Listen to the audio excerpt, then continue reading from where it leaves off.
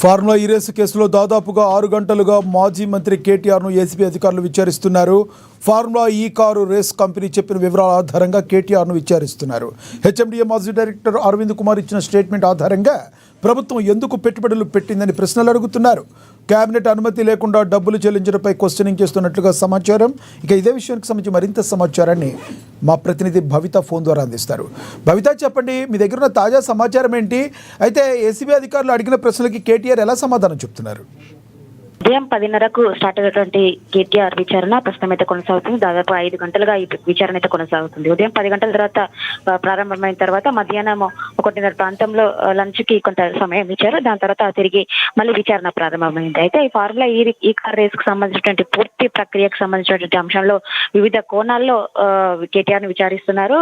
ACB ముగ్గురు బృందంతో కూడినటువంటి వాళ్ళు ఇటు కేటీఆర్ ని విచారిస్తున్నారు. అయితే పూర్తి స్థాయిలో కేటీఆర్ కు చేసినటువంటి అంశాలు ఏవైతే ఉన్నాయో, అంటే నిధులు బదిలీ చేసేటప్పుడు ఆర్బీఐ అంటే అనుమతి లేకుండా నిధులు బదిలీ చేయడము తప్పని మీకు తెలియదా అంటూ కూడా వాళ్ళు క్వశ్చన్ చేసినట్టుగా తెలుస్తుంది. అంతేకాకుండా ప్రభుత్వ రంగకు అంటే ప్రైవేటు ఏజెన్సీలు ఇలాంటి అంటే ఈ కార్ రేస్ ఫార్ములాలో ఇన్వాల్వ్ అయితే ప్రభుత్వం ఇన్వాల్వ్ అవ్వాల్సిన అవసరం ఏమొచ్చింది, ఎందుకు ప్రభుత్వం ఇన్వాల్వ్ అయ్యింది, వాళ్ళు పంపించాల్సిన ఫండ్స్ ఏవైతే ఉన్నాయో, అంటే ఏజెన్సీ అంటే ఏదైతే స్పాన్సర్ గా ఉన్నటువంటి కంపెనీస్ ఫండ్ రిలీజ్ చేయాల్సినటువంటి అంశానికి సంబంధించి ఎందుకు హెచ్ఎండిఏ నుంచి డైరెక్ట్ గా ప్రభుత్వం అమౌంట్ పంపించాల్సి వచ్చిందన్న అంశాలపైన పూర్తిగా వీళ్ళు ఫోకస్ చేసినట్టుగా తెలుస్తుంది. దాదాపు ఉదయం నుంచి కూడా 30 నుంచి 40 ప్రశ్నలు క్వశ్చన్ చేసినట్టుగా తెలుస్తుంది. వివిధ కోణాల్లో క్వశ్చన్ చేస్తున్నారు. అంతేకాకుండా A2A3గా ఉన్నటువంటి ఇటు అరవింద్ కుమార్ తో పాటు బిఎల్ఎన్ రెడ్డి ఇచ్చినటువంటి స్టేట్మెంట్ ఆధారంగా ఇప్పుడు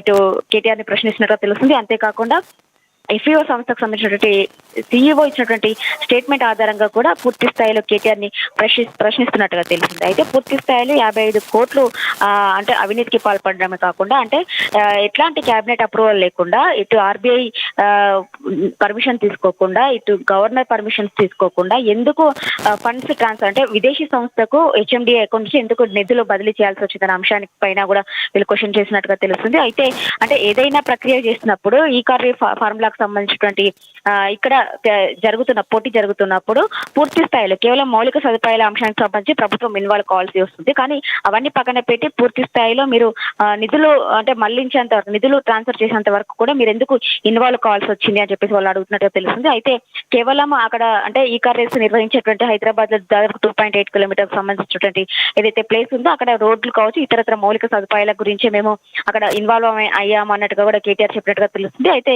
ఏసీబీ అడిగినటువంటి ప్రశ్నలకు పూర్తి స్థాయిలో కేసీఆర్ సమాధానం ఇవ్వకుండా కొంత చిరగ్గా ఆన్సర్ ఇస్తున్నట్టుగా కూడా మనకు ఉన్నటువంటి కొంత మేరకు అయితే సమాచారం అయితే అందుతుంది. అయితే ఏదైతే స్పాన్సర్స్ సంస్థ అంటే అమౌంట్ బదిలీ చేయకుండా అది డ్రాప్ అయినప్పుడు ఎందుకు మీరు కంటిన్యూ చేయాల్సి వచ్చిందంటే, ఒకవైపు హైదరాబాద్ బ్రాండ్ ఇమేజ్ పెంచేందుకే ఇతరత్ర సంస్థలు స్పాన్సర్షిప్ వచ్చేంత వరకు కూడా దాన్ని అంటే మధ్యంతరంగా స్టాప్ చేయొద్దనే అంశానికి సంబంధించి మేము నిధులు బదిలీ ఏదైతే హెచ్ఎండి అకౌంట్ నుంచి బదిలీ చేశామన్నట్టుగా కూడా కేటీఆర్ సమాధానం చెప్పినట్టుగా తెలుస్తుంది. అయితే పూర్తి స్థాయిలో ఈరోజు ఇంకా ప్రశ్నించే అవకాశం అయితే కనబడుతుంది. దాదాపు ఇంకో మరో 1-2 గంటల పాటు ఈ ప్రశ్నించే అంటే విచారణ అయితే కొనసాగే నేపథ్యం అయితే కనబడుతుంది. ఈ రోజు కేటీఆర్ ఇచ్చినటువంటి స్టేట్మెంట్ ఆధారంగానే మరొకసారి ఇటు అరవింద్ కుమార్ తో పాటు బిఎల్ఎన్ రెడ్డిలను కూడా మరొకసారి ప్రశ్నించే అవకాశం. ప్రధానంగా చూసుకుంటే గత కొంతకాలంగా కేటీఆర్ చాలా చిరాగ్గా కనబడుతున్నారు.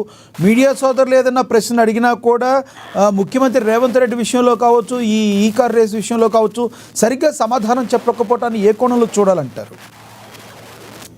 ఖచ్చితంగా, ఎందుకంటే 2 సార్లు అధికారంలోకి వచ్చినటువంటి టీఆర్ఎస్ ప్రభుత్వం ఈసారి కూడా తమదే అధికారం అన్నట్టు కూడా చెలాయిస్తూ రాష్ట్ర ఖజానాకు సంబంధించి పూర్తి స్థాయిలో అవినీతికి పాల్పడింది. ఈ నేపథ్యంలోనే కాంగ్రెస్ ప్రభుత్వం అధికారంలోకి వచ్చిన తర్వాత వివిధ శాఖల్లో జరిగినటువంటి అవినీతికి సంబంధించి గత ప్రభుత్వ పెద్దలు కావచ్చు, ఇతరత్ర అధికారులు కావచ్చు, ఎవరైనా సరే దాని వెనుకాల ఉన్న వాళ్ళందరి యొక్క గుట్టు బయట పెట్టాలని చెప్పేసి ఇప్పటికే దాదాపు కొన్ని వాటిల్లో అంటే కొన్ని శాఖలకు సంబంధించి అవినీతి ఏదైతే కనబడుతుందో దానికి సంబంధించి ఇప్పటికే విచారణ కొనసాగిస్తున్న నేపథ్యం అయితే కనబడుతుంది. ఇందులో భాగంగానే కాళేశ్వరం కుంగుపాటుకు గురైన తర్వాత పీసీ ఘోష్ కమిషన్ ఏర్పాటు చేయడం కావచ్చు, విద్యుత్ కొనుగోలు అంశానికి సంబంధించి అదొక కమిషన్ ఏర్పాటు చేయడం కావచ్చు, ఇంకా ఈ కార్ రేస్ ఫార్ములాకు సంబంధించినటువంటి విచారణకు సంబంధించి కావచ్చు, ఇట్లా 1 by 1 బీఆర్ఎస్ నేతల పైన కంటిన్యూస్ గా నోటీసుల పర్వం అయితే కొనసాగుతున్న నేపథ్యంలో వాళ్ళు దాన్ని అంటే తట్టుకోలేకుండా అంటే వాళ్ళు మరొకసారి అధికారంలోకి వస్తే వాళ్ళ ఇష్టాన్ని రాజ్యంగా రాష్ట్ర ఖజానా పైన మరింత గడ్డ కొట్టే ప్రయత్నం వాళ్ళు ఏదో చేసారో దానికి చెక్ పెట్టడంతో పాటు వాళ్ళ యొక్క అవినీతి అంతా బయటకు తీస్తున్న నేపథ్యంలోనే వాళ్ళు కొంత అంటే ఫ్రస్ట్రేషన్లకు గురై వాళ్ళు ఇష్టం వచ్చినట్టుగా మాట్లాడుతున్న సందర్భం అయితే కనబడుతుంది. చూసాము ఈ రోజు ఉదయం కూడా అంటే ఒకవైపు ఈ రోజు ఏసీబీ ప్రశ్నించిన తర్వాత వాళ్ళు అంటే కేసు అంటే ఎఫ్ఐఆర్ ఫైల్ చేస్తారా అంటే మిగతా కార్యక్రమం కొనసాగిస్తారనే అంశం ముందస్తు తెలియకుండానే వాళ్ళు నేను ఎన్నిసార్లైనా విచారణకు హాజరవుతాను, ఈ రోజు నన్ను అరెస్ట్ చేస్తారు అనే అంశాన్ని బయట లేవనెత్తడము అంటే పూర్తి స్థాయిలో ఖచ్చితంగా కేటీఆర్ అవినీతి ఆరోపణలు ఎదుర్కోవడంతో పాటు అక్కడ గోల్మాల్ జరగడం అంటే నిధులకు సంబంధించి ఎలాంటి అనుమతులు క్యాబినెట్ అప్రూవల్ తీసుకోకుండా ఆర్థిక శాఖ అంటే ప్రిన్సిపల్ సెక్రటరీకి సంబంధించినటువంటి పూర్తి స్థాయిలో ఎలాంటి పర్మిషన్స్ లేకుండా నిధులు బదిలీ జరిగింది అనే అంశానికి సంబంధించి వాళ్ళకు పూర్తి స్థాయిలో క్లారిటీ ఉండటంతోనే వాళ్ళు కొంత ఫ్రస్ట్రేషన్ కి గురై మాట్లాడుతున్నారు అన్నట్టు కూడా మనకు క్లియర్ గా అర్థమవుతున్న సందర్భం కనబడుతుంది. అయితే వీటన్నిటికీ సంబంధించి ఈరోజు అంటే ఏదైతే A2 A3గా ఉన్నటువంటి అరవింద్ కుమార్ బిఎన్ రెడ్డిలు కూడా కొన్ని సందర్భాల్లో విచారణ జరుగుతున్నప్పుడు పూర్తి స్థాయిలో మా పైన కేటీఆర్ ఒత్తిడితోనే మేము ముందుకెళ్ళాము, నిధుల బదిలీ వరకు వెళ్ళింది అనే అంశాన్ని కూడా వాళ్ళు ప్రస్తావించిన అంశాన్ని కూడా ఇప్పుడు కేటీఆర్ ని క్వశ్చన్ చేసే అవకాశం అయితే నేపథ్యం అయితే కనబడుతుంది. ఎందుకు వాళ్ళపైన ఒత్తిడి తేవాల్సి వచ్చిందన్న దానిపైన కూడా కేటీఆర్ ని క్వశ్చన్ చేసే అవకాశం ఉన్న నేపథ్యం అయితే కనబడుతుంది. మరొక 1-2 గంటల పాటు విచారణ కొనసాగనున్న నేపథ్యంలో ఇంకా పూర్తి స్థాయిలో మనకు ఇన్ఫర్మేషన్ అయితే రావాల్సి ఉంది. మరొకసారి ఈ రోజు కేటీఆర్ ఇచ్చినటువంటి వాంగ్మూలంకి సంబంధించి మరొకసారి ఇటు బిఎన్ రెడ్డి అరవింద్ కుమార్లను మరొకసారి ప్రశ్నించిన అవకాశం అయితే కనబడుతుంది.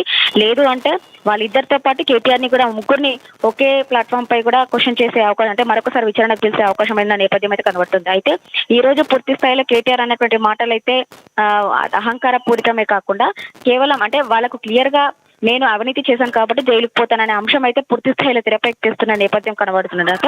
ఈసారి ఏసీబీ వాళ్ళని అరెస్ట్ చేస్తుందా లేదంటే మరొకసారి విచారణకు పిలిచి అప్పుడు చర్యలు తీసుకుంటుందా అనేది మాత్రం మనం వెయిట్ చూడాల్సినటువంటి అంశం. Thank you Bhavitha.